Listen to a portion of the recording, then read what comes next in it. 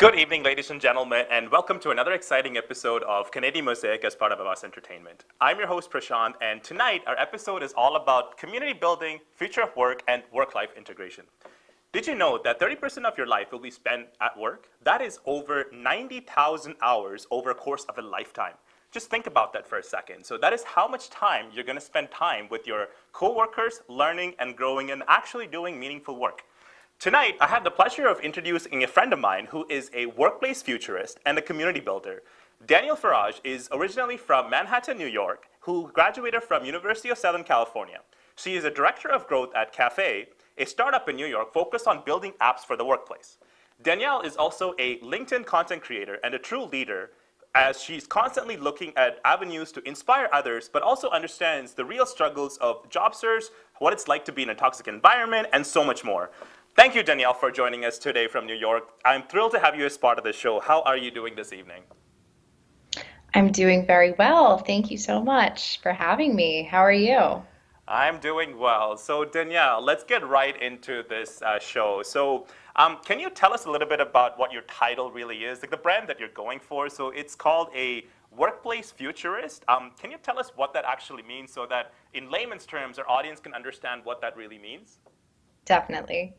So essentially, I came across this concept of hybrid titles a couple months ago through Clubhouse. And essentially, what it is, oftentimes we define ourselves by the job that we hold at a certain point in time. When in fact, identity does change. It doesn't have to change every time you get a new job. So I came across this woman named Sarah Beth Burke. She wrote a book on identity and shaping your title into one that really reflects who you are as a hybrid individual. So for me, that was workplace futurist. And essentially what that means is I aim to foster an elevated consciousness around the intersection of identity, culture, and self-advocacy. And the way that I do that is, I manage the future of work community on Upstream and the workplace cafe community. I will be doing LinkedIn Live soon. Essentially, what it means is I dream of a world where everyone feels valued, supported, fulfilled in the workplace and beyond. And I bring people together to really talk about how we get there. So I write content and I really do try to create conversation to empower leaders with insights on Gen Z, building community internally, human-centric leadership. And then on the job seeker side, I provide relevant insights and tools to really find the right culture, an aligned one. So things like how to apply to the values-based job seeking model, best questions to ask in an interview, and how to make more informed career moves. Wow, that's a lot, Danielle. Like, I mean, who knew that one small word could mean so much? Oh, that's brilliant. So, Danielle, you talked about a little bit about future of work. So, FOW stands for, folks, is future of work. What should executives around the planet should be thinking of? Like, in your point of view, what are some key values and traits that leaders should be thinking about as we go through this journey? Because right now, we did go through a pandemic, and a lot of things are changing. So, in the past, there were folks that were, partly work from home and going to the office once in a while. But now there's lots of things that are happening in the industry. So in your point of view, like you've been in the space for a while. So what are some thoughts that the leader should be thinking about while they go through this journey for any type of organization, whether it's big, small, or any size for that matter? Yeah, I love that you brought up reality, which is what we've all been through the past almost 2 years. So I would say some of the values are one, empathy. People are burned out. There's no real getting around that. So I think having an empathetic outlook and ability to connect with people, not only by understanding their struggle, but also taking the time to understand your own struggle and really developing your sense of emotional intelligence. That's very, very crucial. During the pandemic, I actually went through a course for diversity, equity, inclusion, and belonging with the MUMA College of Business. It was a free certification, and the first lesson that they taught us was actually on emotional intelligence. I think the second thing as we go through this journey is really values alignment. how can you live the values of the organization that you talk about, but maybe aren't acting on? So reevaluating that. And then third, I would say staying flexible. Learn how to manage uncertainty because the only certain thing in life is, in fact, uncertainty. And change is really happening all the time Yeah, yeah, I think versus once in a while. absolutely. I think one of the things that people need to be comfortable with continuous change. So change is inevitable. I think it's just we just need to get to that mindset of, hey, you know what? It's gonna happen. So Danielle, I think some employers, like in the news, I've heard that if they're all going from 100% work from home. So these are big corporations, right? So I think Facebook is kind of looking at that, and a bunch of other companies are looking at the model of going completely work from home. What is your thoughts on this? Is this the right approach? Because this might be okay for the folks that have been in the industry long, that understand how this workplace goes. But you're coming from a Gen Z point of view, as well as people that are transitioning jobs or going from one field to another. Is this the right approach? Like, can people really adapt into this environment and really thrive in these environments? What are your thoughts on this from a Gen Z perspective, as well as a corporate and that's been through lots of different organizations yourself? Definitely. So, I can't speak to being inside of a fully remote company, but what I can say is that it can work. GitLab, it has always been fully remote. It was founded as a fully remote company from its inception, and they actually just went public. Darren Murph is a really, really great speaker on the topic of remote work and remote first organizations.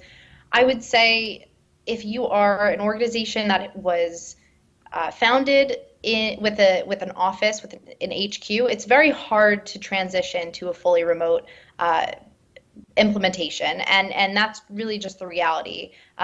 In-person connection really is important to help solidify the bonds and create community. I just wrote a piece actually on this called Cryptos to Corporate, where I essentially compared the crypto industry and the way that they're building community to one that we can really learn from in the corporate world. And I would say, first and foremost, keep the macro data front of mind. So with Gen Z workers, actually 85% of us want to return or go to an office. A lot of us have Really? never stepped foot in an office. Yeah, so I think keeping the macro data front of mind, 18% of people want full remote, 30% of people want remote first, 36% want hybrid, which is you know, at least 7 days out of 10 in the office, and 16% want full in office. And Wow. if you're not sure what people want, then you just kind of wait and attract talent by offering flexibility. Got it, got it, got it. So Danielle, like I think you touched on something really important about building this community and building these relationships with your coworkers.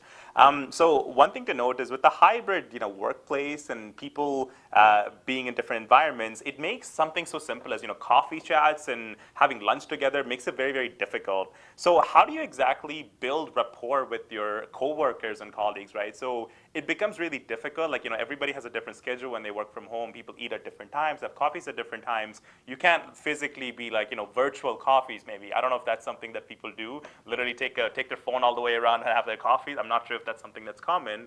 But I mean, what are your thoughts on how to actually build these relationships? Like I mean, can the companies do something in order to do this? Because right now, I know even for myself is when you want to have like a chat with somebody, you have to physically kind of like book them in a calendar, and this is makes it a lot more formal. This informal of getting to know somebody doesn't seem to exist in this hybrid environment, especially when you don't see the same people for every couple of days or something, right? So what are your thoughts on how do you build a meaningful rapport with your coworkers? Yeah, so I think if you don't have that sort of rapport or you don't understand really where your organization is at culturally there, I would say do an audit. Really start by doing the work to understand where your organization is today, how people are feeling, how they want to be seen, heard, and how they want to connect with each other. And then really take action to change things. Because for a long time, people have been ignored in areas that are really due for an investment. Early career, DEI, learning development, mental health. And I would say use those things that they're maybe lacking or looking for, and those insights to really inform your strategy moving forward, and in a very intentional way. So I was actually just reading and watching Priya Parker on Brene Brown, on her podcast, and she wrote The Art of Gathering. So she talks about, reevaluating every meeting that you had in 2019 corporate world. Sort of this is your opportunity to think about things from a new perspective and really start to create more open and transparent lines of communication with your employees moving forward as to how you really create decisions and policies. And then I would also say, stay flexible. And essentially, that's really what we seek to do, at the position I'm at currently, which is, empowering people to be autonomous over their own schedules, support transparency and efficiency, and create a space where people can share their plans and actually see what others are doing. So you really encourage that, spontaneous interactions, all the while creating a really, optimized space of work in hybrid. Talk a little bit about that, Danielle, because it sounds really exciting. It's the work that you're currently working on. It sounds like the work that you do at Cafe. So what does that look like? What are some exciting products that people can anticipate? Because it sounds like you are working on specific products related to helping people in the workplace, right? So it does sound exciting. It's things that you talked about. So what does that look like? So let's say, for example, you have an ideal client that's 200 people company or something, right? Like what does that look like based on the tools and things that you guys have been working on at Cafe?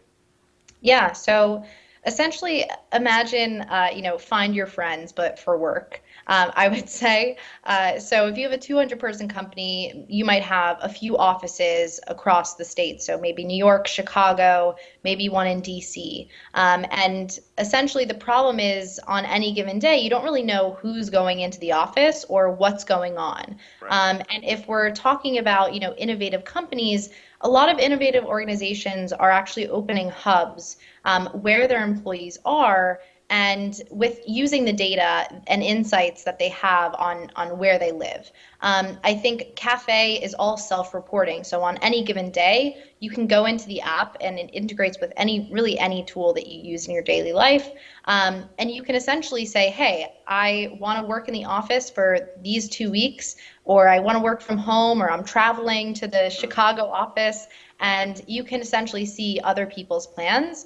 And also companies can recommend specific plans based on their hybrid or whatever they really want their organization to do, whether it be hybrid or remote first or full in office. But it really does empower the employee to design the hybrid life that they want for themselves versus being told, when you really have to go in or showing up to a ghosted office. 100%. Like I think a lot of organizations demand you to come to the office specific days, and there's a strict schedule and stuff. So this is a slightly more open kind of concept where you choose when you want to come, and as long as you follow the similar policies of the company, that sounds good. So Danielle, like this might be a bit of a broad question, but what does the future of the work really look like? Because every company is different. Every organization is different, so going from fintech to autonomous vehicles to manufacturing, and there's so many different things. But do we really know what future of work really looks like, or are we still kind of figuring it out? Because the reason I ask is there's a lot of companies out there that says, they're going to help with the full future of work and all this kind of things, right? So to me, like I look at these and I'm like, do we really know what it's going to look like? Because it's the mindset. Like a lot of people don't really understand what this could look like because, yes, there was a bit of a generation flux in the pandemic, and there's just so much more when it comes to technology. So, you're in the States and I'm in Canada, we're having a conversation, right? So something like this may not have been possible 10 years ago, but there's so much more possibilities. But what does it even look like? I think it's, for Gen Zs, I think I'm a little surprised to hear that Gen Zs are eager to come back to work, because I would have thought that they would enjoy just, staying at home and just working. But that's actually positive news. So what does, in your views, what does future of work really look like? And do we know if it is, do we actually know what it's like? I think we can help shape it. I think, in the future of work community that I manage through Upstream, we hosted William Tincup. He's the founder, and editor at large of recruitingdaily.com. And they write extensively about recruiting and talent acquisition and all things. Mm-hmm. So essentially, he spilled 5 sort of expectations for the future of hiring and future of work. And I'll briefly share them with you now. So one is, the conversation about becoming more inclusive, diverse, and equitable in the way that we evaluate and focus on talent is really at the front of the conversation. Second, leaders who focus on skills and fractional hiring, he says, will come out on top. And we can talk a little bit more about that, what that means. Third, the great reshuffling really tells us that the biggest challenge will be retention, and personalizing the employee experience is how we overcome that. And then four, hiring was broken. It never incorporated talent, data, or retention. And now we're actually getting to a point where we can track those things, and we're realizing things are very broken. And everything in the retire to hire to retire cycle is really being innovated now and will change. And then fifth and final, employers will be forced to change their mindsets about, and readjusting to talent needs versus sort of doing whatever they want and harnessing control. Wow, that's a really great answer, Danielle. I think there's a lot of meat in that in terms of what you shared with us. So hopefully the viewers found that informative. So we will take a quick break, folks, as we take a look at the mindset of Gen Zs and the future of workplace and community building. So stay tuned, everybody. Don't go anywhere. पूरे Ontario में लाखों लोग अपनी कोविड-19 की vaccine हासिल कर चुके हैं। हेल्थ कनाडा की मंजूरशुदा तमाम वैक्सीन्स महफूज और अस्पतालों, डॉक्टर्स के दफातर, फार्मेसीज और अवामी वैक्सीनेशन के मुकामात पर हासिल हैं। अपना किरदार अदा करें, अपनी वैक्सीन हासिल करें। 300 जुबानों में मदद के लिए ontario.ca/book वैक्सीन पर जाएं या 1888-999-6488 पर कॉल करें। आपकी रिहाइश ऐसी हो जहां जिंदगी की सहूलत मयसर हो, जो आपको बुलंदियों पर ले जाए, तो मिलिए रियल एस्टेट मार्केट के experienced real estate professional Amit Oberoi से। GTA में रियल एस्टेट मार्केट के हर अंदाज से वाकिफ। आपको घर खरीदना हो, बेचना हो या करना हो मुनाफे का इन्वेस्टमेंट, मेरे तजुर्बे से आज ही फायदा उठाएं। आज ही कॉल करें Amit Oberoi 647-291-8102। Amit Oberoi, beautiful homes you can afford. ZOC, now it's fully renovated. Live catering, barbecue, tandoor, जलेबियाँ और fresh naan. तकरीब आपके घर में हो या घर से बाहर, ZOC is providing full service now, and ZOC has opened a new banquet hall, garden event center.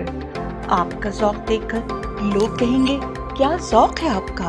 Call right now 905-625-7786. ज़ौक वालों के लिए। डिक्सी इलेक्ट्रॉनिक्स और अप्लायंसेस पिछले 16 सालों से खरीदारों की खिदमत कर रहे हैं। हम लगातार 4 सालों से खरीदारों की पहली पसंद बने रहने का अवार्ड हासिल कर चुके हैं।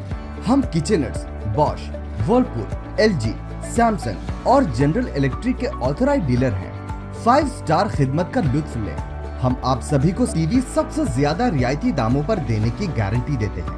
www.dixieelectronics.ca हमारी वेबसाइट पर जाएं या अभी कॉल करें 905-625-5900। सभी बहुत ही मुनासिब कीमत पर दस्तयाब हैं, जो आप बाआसानी से ले सकते हैं।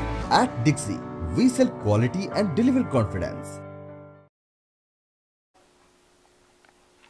Welcome back to Canadian Mosaic, folks, and we have Danielle from New York, and our focus tonight is on community building, future of work, and work-life integration. So Danielle, before the break, we talked a little bit about building relationship in your teams. I want to chat a little bit about, the new grads and the people that are currently looking for jobs, right? So what are some challenges that, job seekers currently face, especially now that, we went through a pandemic and our future of work is changing. So there's no more concept of, in-person interviews and everything is done virtually, the virtual onboarding and all these kind of things. But I mean, A is, what are the initial challenges as job seekers? And B, how do they actually get onboarded more effectively to make sure that, we actually treat them right and give them the right level of training in order to be successful at their role? I love that question.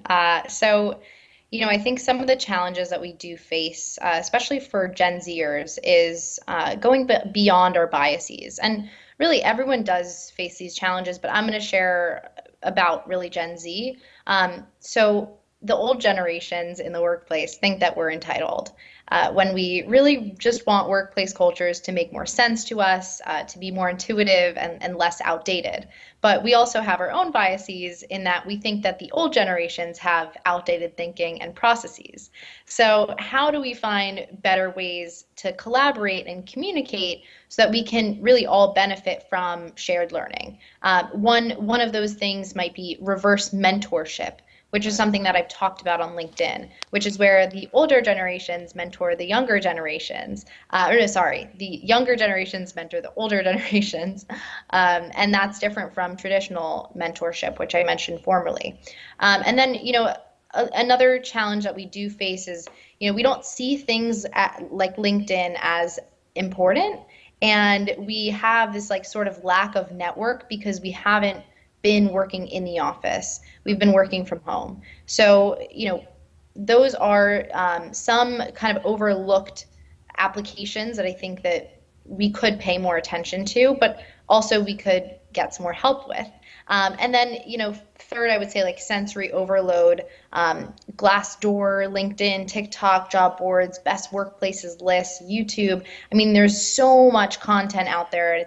It can be really confusing and hard to understand, which organization is really a great place to work. So that's what I essentially try to help with in the book that I'm writing about, how to find a more values-aligned culture. How do you ask the right questions? What are they? But it's also a huge positive. Technology really does help us connect with anyone in the world.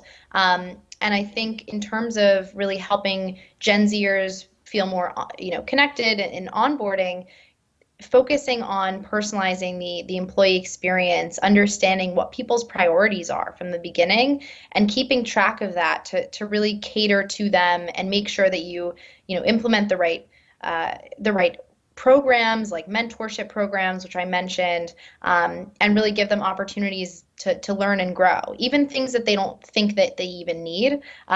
Help them develop those sort of skills. Danielle, I think you touched a little bit about LinkedIn, and sometimes folks might find it's intimidating because when you do graduate from school, you may only have like a handful of contacts. You might have 10, 15 people, and then sometimes it could be a little bit intimidating for those folks because personally speaking, when I interact with students, they don't really see the point of really growing LinkedIn at a younger when they're in their younger age. So going back to the whole old generation, young generation, right? So the older generation, I'm a little hesitant about saying the word old because a lot of people get offended when you say that, but there's no disrespect, folks. I think old, we just mean more senior, so no disrespect in that sense.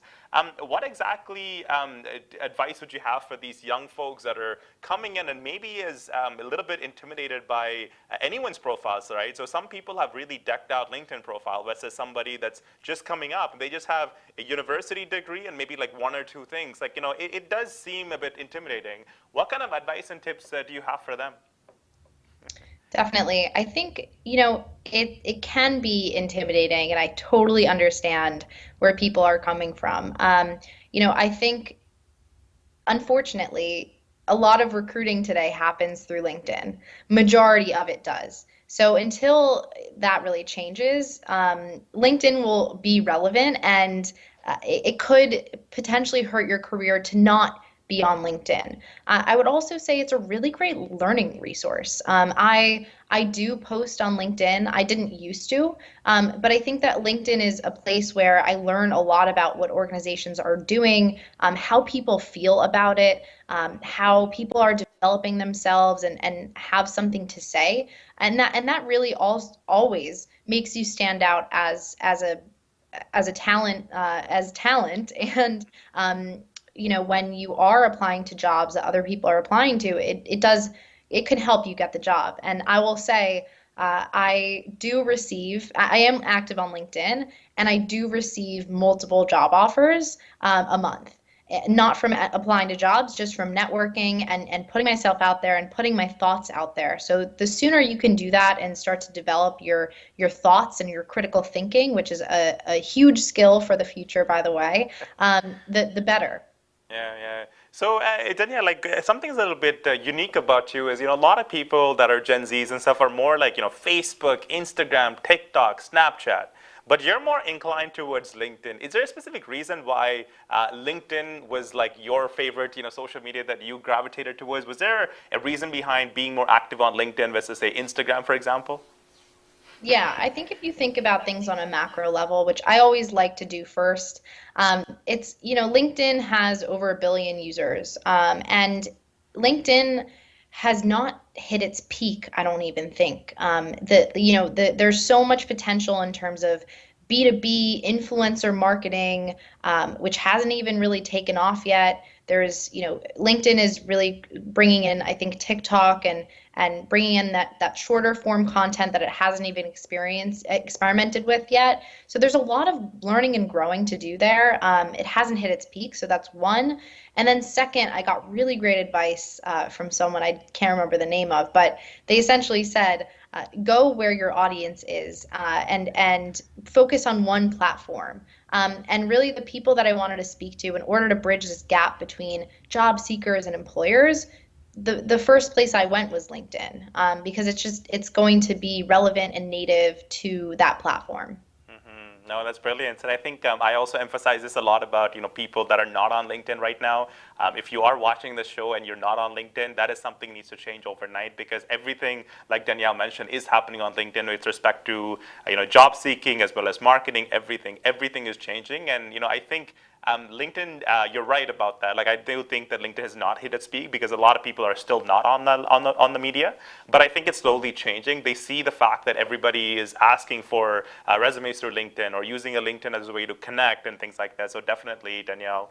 Danielle, one thing I wanted to find out is going back to Gen Zs and they're entering the workplace, right? So what are some things that senior management should really be considering? Because when they come into this workplace, they think that Gen Zs, they're young, they don't know what's going on about these kind of things. But that could be true at some sense. But some Gen Zers like yourself have a lot to offer, a lot to kind of share with the management. So what are some tips and tricks that from both sides, right? What do Gen Zers come into the mindset with? What do the management have to look at Gen Z as? Yeah. Well, I would say, Gen Z is new to the workplace. So keep that in mind.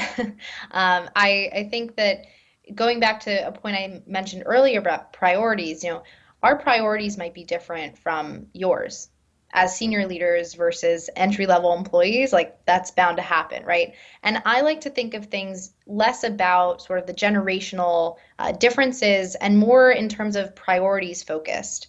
So keep tabs on what people mention during your non-work time, and create room for those conversations to really happen. Have regular check-ins, maybe once every 2 weeks, where you talk specifically not about work and you just talk about personal life, and have those sort of 15-minute check-ins. It's really easy. And then I think it's really important to consider where we are in our lives and what we've just endured. Similar to millennials who graduated during the time of a depression on the market, they graduated into uncertainty, much like we did.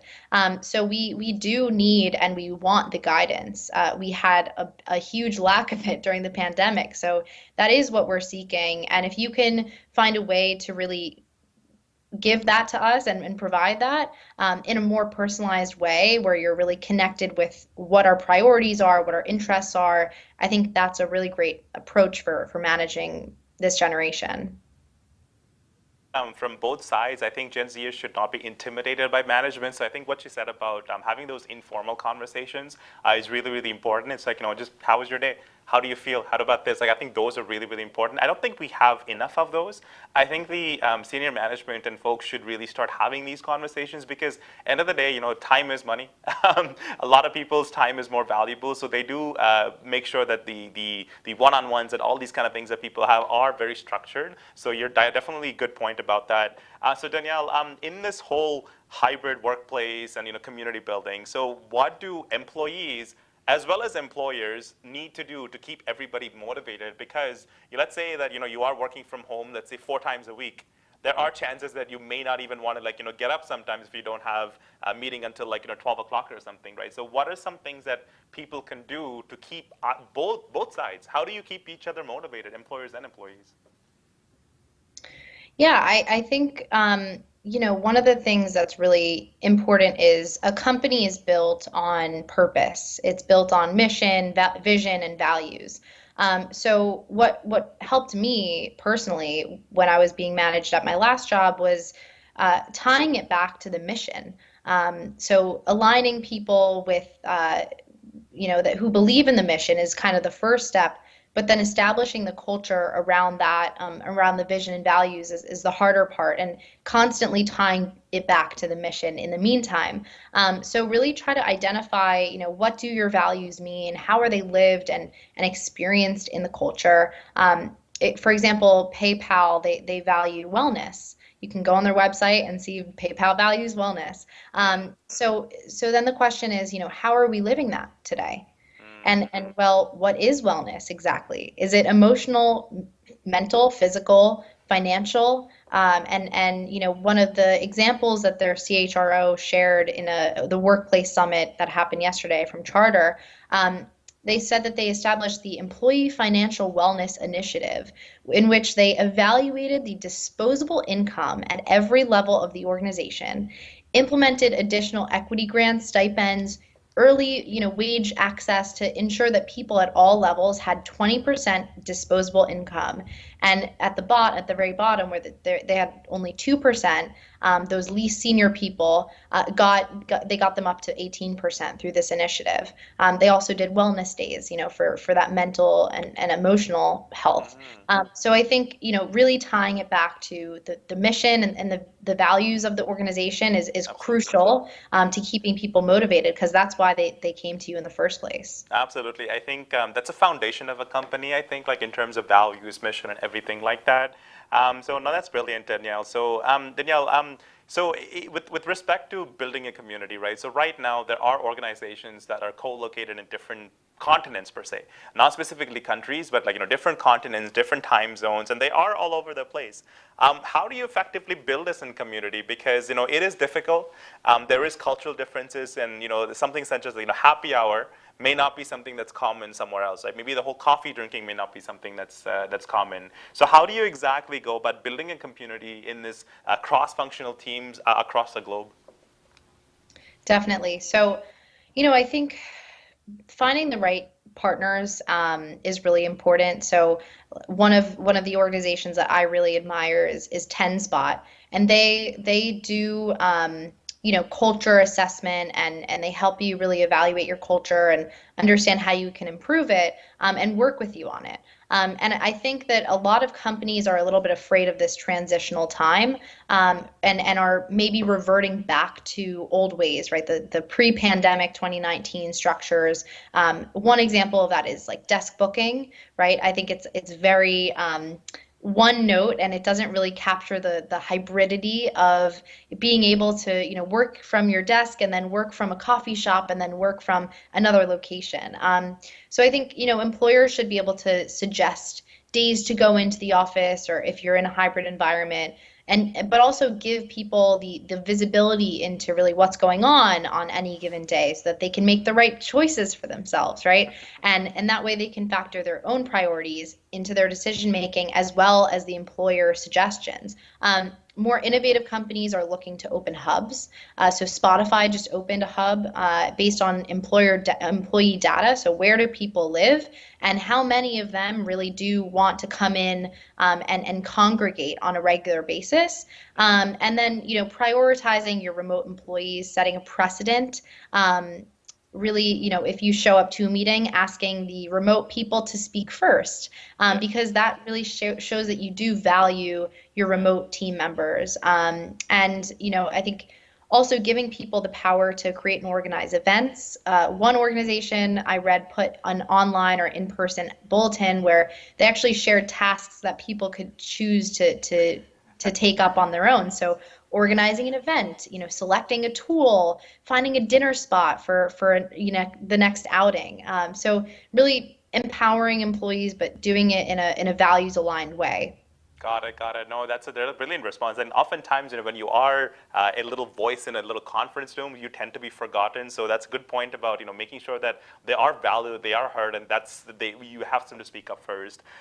So we're gonna have to go to another commercial break, folks. But we'll be right back, taking a closer look at workplace integration. Don't go anywhere. We'll be right back after this break. पूरे Ontario में लाखों लोग अपनी कोविड-19 की vaccine हासिल कर चुके हैं। हेल्थ कनाडा की मंजूरशुदा तमाम वैक्सीन्स महफूज और अस्पतालों, डॉक्टर्स के दफातर, फार्मेसीज और अवामी वैक्सीनेशन के मुकामात पर हासिल हैं। अपना किरदार अदा करें, अपनी वैक्सीन हासिल करें। 300 जुबानों में मदद के लिए ontario.ca/book वैक्सीन पर जाएं या 1-888-999-6488 पर कॉल करें। KK Travel believe in providing everyone the first-class customer service. We take care not only for your air ticket, but dignity and respect as well. We are available for you anytime on WhatsApp, even while you are in Pakistan or any other destination. KK Travels guarantee lowest prices and are open to price match any airline. We are KK Travels under supervision of Gas Khan at 905-367-9433. or visit www.gaskhontravels.com. आपकी रिहाइश ऐसी हो जहां जिंदगी की सहूलत मयसर हो, जो आपको बुलंदियों पर ले जाए, तो मिलिए रियल एस्टेट मार्केट के experienced real estate professional Amit Oberoi से। GTA में रियल एस्टेट मार्केट के हर अंदाज से वाकिफ। आपको घर खरीदना हो, बेचना हो या करना हो मुनाफे का इन्वेस्टमेंट, मेरे तजुर्बे से आज ही फायदा उठाएं। आज ही कॉल करें Amit Oberoi 647-291-8102। Amit Oberoi, beautiful homes you can afford. Dawat Islami का एक शोबा जामियतुल मदीना, जिसकी तकरीबन 891 ब्रांचेस दुनिया के कई ममालिक में कायम हैं। कमोबेश 67,000 इस्लामी भाई और इस्लामी बहनें बगैर किसी फीस के आलिम और आलिमा कोर्स कर रहे हैं। इनमें हजारों वो हैं जिनकी अकोमोडेशन, खाना पीना दावत इस्लामी के जिम्मे है। आप भी डोनेशंस के जरिए इस शोबे के साथ ताउन कर सकते हैं। आपके चंदे यानी डोनेशन को किसी भी जायज दीनी, इस्लाही, फलाही, रूहानी, खैर ख्वाही और भलाई के काम में खर्च किया जा सकता है।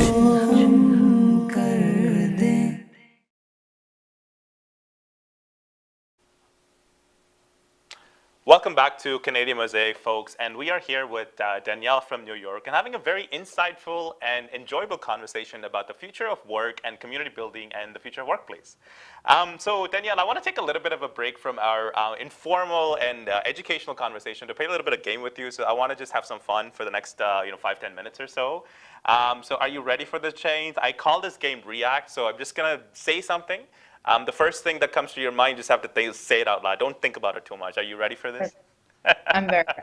So I'll try to kind of take my questions into this whole theme of this episode as well. So when you're going for an outing, are you more likely to go for drinks and board games or go to an event like a sports or a theater or something like that? An event. An event? Okay. Any specific event that you had in mind? Probably like a hockey game. Hockey game? Okay. New Yorkers like hockey? Yeah, we love the Rangers, yeah. No, let's go. Okay, lunch outing. Italian, pasta, pizza, or Mexican tacos or burritos? Pizza, pasta. I was deprived of it as a kid, really carbs generally. So pizza? So, yeah. So pizza and Italian, okay. All right, cool. Talking a little bit about tools and technologies that we're using for these, virtual conversations, right? Favorite online meeting tool, Zoom or MS Teams or something else? I do like Zoom. But for networking, I would say I really like Upstream. What is Upstream? That's not something I've heard of before. What is it? What exactly is Upstream? So it's essentially like the next professional networking app, I would say. But it's really geared towards people who want to meet people. So like every event is 30 minutes and you essentially do like 20 minutes with a host and speaker on a specific topic. And then you do one-on-one networking for 5 minutes and you get 2 matches. So it's really cool because you get to meet people who attend the same events as you. Cool. well. That's really interesting. For the folks that are looking it up, please check that out, and maybe it's something that you might find valuable. All right, so let's do something completely irrelevant. So favorite actor, Robert Pattinson or Christian Bale? Christian Bale. Christian Bale, Batman. What do you think of the new Batman movie that's coming out? Oh, I have not seen the trailer. Okay. Robert Pattinson's the Batman. Okay. So maybe my mind will be different. I don't know. I see. I'm also a Christian Bale fan, unfortunately. Favorite singer, Ariana Grande or Taylor Swift? Taylor Swift. I can tell that's what's going to happen. All right, Danielle. So let me go back to some questions right now. So that was fun. We are kind of going into an era of, work and personal life is almost intertwined. So due to many employers, switching into a remote work model, right? So you are kind of just blending both of them together. So can you walk us through what your current work-life balance really looks like? Because if I understand, you are going to the office sometimes and you do work from home. And I think that's kind of a common theme with a lot of people these days. So what does your routines look like so that we can kind of gauge in terms of how things are for you and in a smaller company? Yeah, and this might also help those remote first workers because I do live in New York. The rest of my team is in Paris. So about 2 months ago, I had the opportunity to fly out to Paris and be there for 3 weeks. And during that time, we did a lot of activities like cooking and escape the room and lunches and dinners. It was very fun. But on the average day when I'm in New York, I do have a WeWork pass. So 2 days out of the week, I usually do go there. And then on the average day, I wake up at 7:30, I stretch, I make breakfast, I get dressed, I go to, Czech Cafe to see who's working nearby. And then I usually will go to WeWork or I'll start my day at my desk right here. Usually I'll do like a networking thing in the afternoon.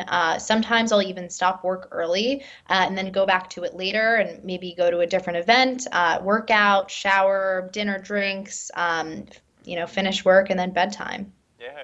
Do you find that there's more flexibility now with your time? Because you did say that you can stop work a little bit early and then continue a little bit in the evening and then switch it up a little bit, right? So this probably would not have been possible if this whole hybrid work and working remote did not exist. So do you find that this is actually helpful? Like, are people more motivated to come back? So common thing is if you do kind of stop working early, sometimes it's hard to come back to work, right? So how do you motivate yourself to kind of come back? Do you find that this is actually helpful to kind of, accomplish your task and growing as a director of growth personally from a career perspective?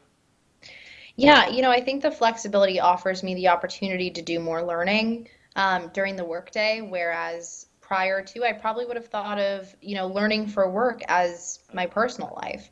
Right. But really, it does help me do my job better. So I would say like the networking stuff, sometimes I even consider it work. If it's totally unrelated, I don't. But I think, we have sort of entered this shift from work-life balance to work-life integration. And you can see that phrase below. It didn't come from my lips. It came from those of William Tincup, who I mentioned earlier is at Recruiting Daily. And essentially the idea is that work and life should have never been separate. Work is part of life inherently. And we do, today we talk about bringing your whole self to work. It's a totally different conversation. So it is really important for leaders to set an example, to talk about their personal lives, to talk about the taboo subjects like fertility and being a woman at work and being Black in the workplace and all these things that we really never talked about to bridge those divides that were built up over forever. Right. So Danielle, that's brilliant. So I think one thing that you did touch on a couple of times before is the mental wellness, right? So how important is being mindful of people's mental health in these kind of scenarios, right? Because like you said, we are kind of, should be pretty much the same. And I think I talked about this before, 30% of your time in your life, you're spent at the workplace, right? So how important is mental wellness? And are organizations spending good amount of time investing on these kind of tools and resources? Because oftentimes you see a lot of people being burnt out or having these kind of racial issues or discrimination. It happens a lot. So are organizations doing enough, or should they be doing more? So how does that look like? Yeah, I think for a long time we didn't talk about mental health at work, and when in fact that is totally related to being able to bring your whole self to work. So recently, or today, we had this woman, Adina Phillips, who she's a leadership and culture consultant. We had her on in the Future Work Club, and she talked about PEN, this acronym she created. It's policy, etiquette, and norms.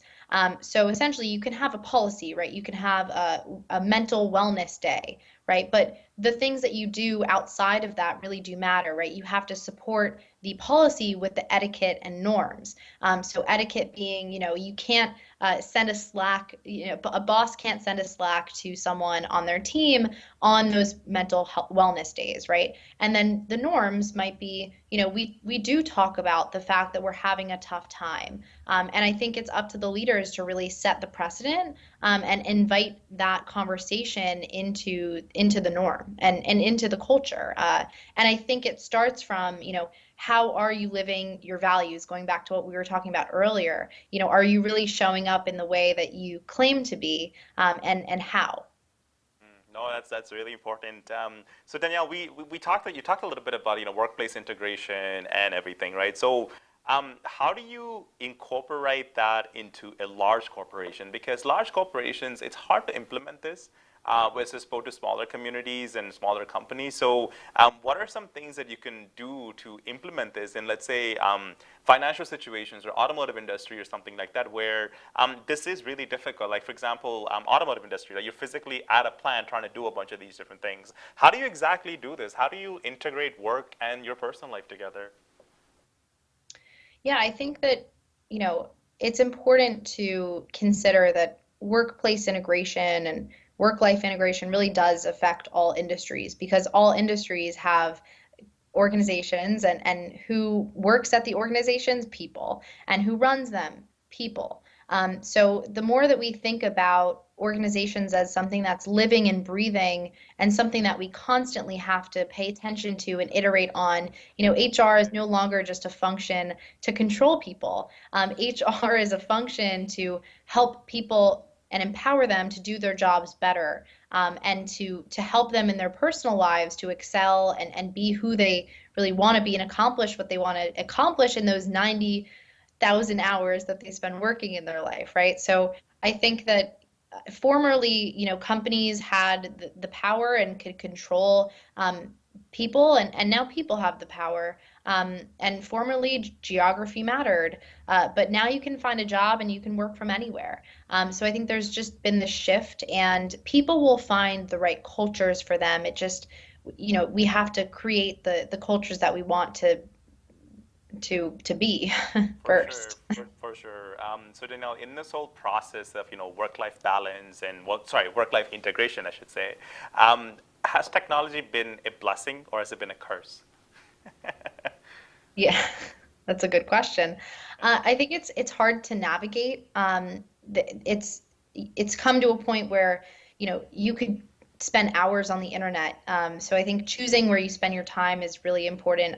Earlier this year, I read Nir Eyal's Indistractable, which has really, really great tips for doing this, and really prioritizing your time. Time blocking is one of the things that he talked about. And then, another thing is technology is really great because it allows us to connect with anyone, regardless of location, right? And it allows us to work from anywhere and really craft the life that we want to craft for ourselves. And technology like Cafe, it allows you to see where people are working from on any given day and reach out to someone in your area and say, hey, do you want to, grab a drink, or do you want to co-work today? And that's really the beauty of it, is being able to make connections that formerly we would have never been able to make at such an extensive level. For sure, Danielle. So what about the older generation of folks that are saying, you know what, I don't want to deal with technology. I want my old school, just want to work, 9 to 5, that's it, at a pen and paper kind of thing. So what do you have to say for those kind of folks that are just like, I don't want more apps on my phone. I don't want more of this. Because if you think about it, everything is now apps related. Right? Like every single place that you go, it's like an app for this one, app for that one. So it is getting a bit overwhelming. And not everybody's like, you know what, they don't want to keep putting their information in and things like that, right? So what are some things that, they should embrace, the slightly older folks that are, I should say the more senior folks that are in the industry, what are some things that they should embrace? Because I can't expect a executive to go on Instagram, for example, right? So, but I can ask them to go on LinkedIn. But sometimes some of the folks will literally say, you know what, I've done my career. I don't need to go on LinkedIn. I don't need to go on Instagram. So how do you bridge that gap, right? So now you have a generation of folks that are kind of in these different applications and technology. And there's a generation that's just like, nope, I don't want to be anywhere close to these things. So what do you have to say for this kind of gap, which is a hard problem to solve? I think that I know people in both camps. My own sister's fiance doesn't like social media, doesn't like putting himself out there, but he's now starting his own business, and he's finding that he kind of does have to be on social media for the business function in the industry that he's in. So I think that, however you want to achieve success, right? And the way that you believe that you are going to get there is really important in considering, how you want to use social media. For me, one of the things that I want to do is become a speaker one day. And so I think that putting myself out there online is really important, especially in my, early days and these formative years, to be able to share my ideas. And I thank you for having me today because I have the opportunity to do that. But absolutely, and yeah, you're a great speaker, Danielle, and I think that people can value from your insights and thoughts, because you do your responses, and when you talk, like, you do give a lot of depth in there. It's not just random words here and there. So I think people are open to that. Is there anything you want to say to the audience before we wrap up, Danielle? Because it's your chance to talk to anybody about whether it's employers, co-workers, families, anything. Is there anything that you want to say to them? Yeah. Well, I would say to leaders first. I understand that hybrid is a really scary, scary thing, and it's not something that you maybe understand or want to even unpack. But I would say, if you want to create and sustain your organization in the long term and really help people at the end of the day and make a big impact on the world, then invest the time now to change how you think about work, and become one of those innovative organizations that people want to work for. And I promise, if you provide flexibility, then the talent, they will come. And to job seekers, I would say, educate yourselves. Don't just look at, those future, best places to work lists. Use those as a resource to do your own research and do more informational interviews and gain insights into what people are doing. Expose yourself to a lot of different industries and find out what you really want to do. But yeah, just stay curious overall, and remember that you deserve to be happy and fulfilled and inspired every single day of your life. Wonderful, wonderful. Thank you so much, Danielle, for coming on the show, sharing us your insights about so many different things. We touched on so many different things that's related to future of work, work-life integration, community building, and so much more. And I'm hoping that the viewers had a good understanding of what the future of work really looks like. So on behalf of our viewers and the TV channel Awaz Entertainment, we wish you a continued success on your career journey, Danielle. So I'm afraid that's all we have time for today. I'm your host, Prashanth, folks, as part of Canadian Mosaic. If you enjoyed the show, please do follow us on social media. Remember, our future of work is constantly changing. We need to work collaboratively in order to create a better environment for the leaders of tomorrow. Thank you for tuning in, and we will see you same time next week.